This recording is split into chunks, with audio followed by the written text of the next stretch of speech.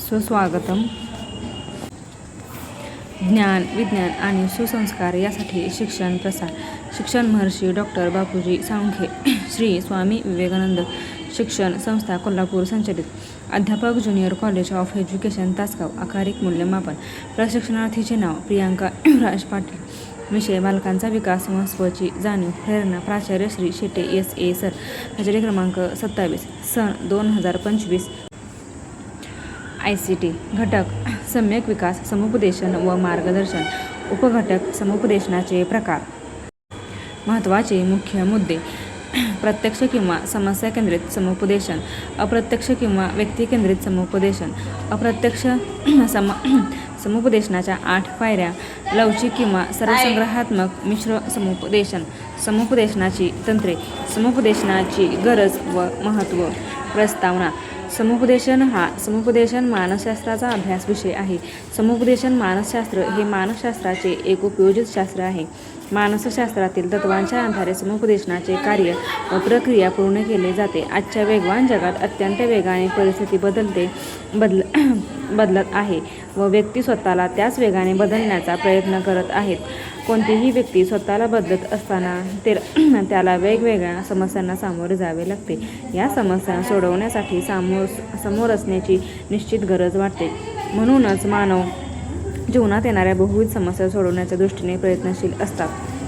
समुपदेशन प्रक्रियेच्या स्वरूप व समुपदेशकाची भूमिका अशा विविध निकषांवर आधारित समुपदेशनाचे प्रकार सांगितले जातात.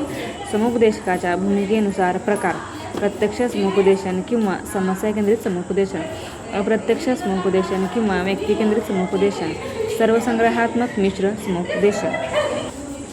प्रत्यक्ष किंवा समस्या केंद्रित समुपदेशन. समुपदेशनाच्या 6 पायऱ्या खालीलप्रमाणे. विश्लेषण, ॲनालिसिस, संयुगीकरण, सिंथेसिस, निदान, डायग्नोसिस, पूर्वनिदान, प्रोग्नोसिस. समुपदेशन, काउन्सिलिंग, अनुसरण, फॉलोअप. वरील 6 पायऱ्यांचा उपयोग करून प्रत्यक्ष समुपदेशनाची प्रक्रिया पूर्ण करता येते असे विल्यम्स म्हणतात. अप्रत्यक्ष किंवा व्यक्ती केंद्रित समुपदेशन. Non directive or client centred counselling. अप्रत्यक्ष समुपदेशनाच्या 8 पायऱ्या खालीलप्रमाणे. समुपदेशक व समुपदेशक यांची भेट. परिस्थितीची संपूर्ण जाणीव. पोषक व सकारात्मक वातावरण निर्मिती. भावनांचा स्वीकार. स्वसमस्येबाबत अंतर्दृष्टीची निर्मिती. भावनांचा स्वीकार. समस्या निराकरण निर्णय. समस्या निराकरणासाठी प्रत्यक्ष कृती.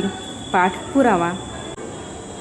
लवचिक किंवा सर्वसंग्रहात्मक मिश्र समुपदेशन. Electric counselling. समुपदेशनाच्या क्षेत्राचा विचार करून त्याचे 3 प्रकार सांगितले जातात. आकडा 1. शैक्षणिक समुपदेशन. दुसरा आहे व्यावसायिक समुपदेशन. तिसरा व्यक्तिगत समुपदेशन. या प्रकारांच्या समुपदेशनासाठी प्रत्यक्ष, अप्रत्यक्ष किंवा सर्वसंग्रहात्मक समुपदेशनाचाच उपयोग केला जातो. समुपदेशनाची तंत्रे. स्वीकार किंवा मान्यता. पुनरुच्चारण. सारांश. सर्वसामान्य पुढाकार. अन्वयार्थ. सल्ला. नकार किंवा नापसंती. समुपदेशनाची गरज व महत्त्व. समुपदेशकाची गुणवैशिष्ट्ये खालीलप्रमाणे. वैयक्तिक गुणवैशिष्ट्ये. भावनिक स्थिरता, धैर्यशीलता, आकर्षक व्यक्तिमत्व, इतरांचे श्रवण करणारा, सहनशीलता, प्रामाणिकपणा, विनम्रता, जिज्ञासूपणा. व्यावसायिक गुणवैशिष्ट्ये. भावनिक दृढत्व ठेवणे, चिकित्सात्मक वृत्ती, विचारशीलता, संवाद कौशल्य, निर्णय क्षमता, मानसशास्त्रीय दृष्टी, निरीक्षण कौशल्य, स्वमर्यादांची जाणीव. याचसोबत समुपदेशकाची काही सामान्य गुणवैशिष्ट्ये सांगितली जातात. आकडा 1. प्रशिक्षण व अनुभव. 2. मानवतावादी विचारसरणी. 3. नैतिक मूल्ये. 4. भावनांवर नियंत्रण. 5. सकारात्मक दृष्टिकोन. 6. सुरक्षिततेची भावना. 7. संवेदनशीलता. 8. व्यक्तिमत्व. 9. जिंकण्याची मनोवृत्ती. समारोप.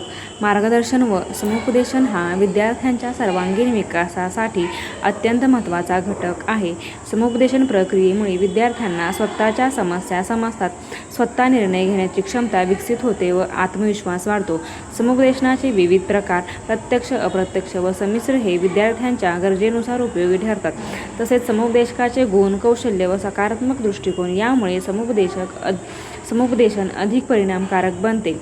आजच्या स्पर्धात्मक व तणावपूर्ण जीवनात विद्यार्थ्यांना योग्य दिशा देण्यासाठी शिक्षक, पालक व शाळा यांची भूमिका फार महत्त्वाची आहे. त्यामुळे समुपदेशन हे शिक्षण प्रक्रियेची आवश्यक व अविभाज्य बाब आहे. धन्यवाद.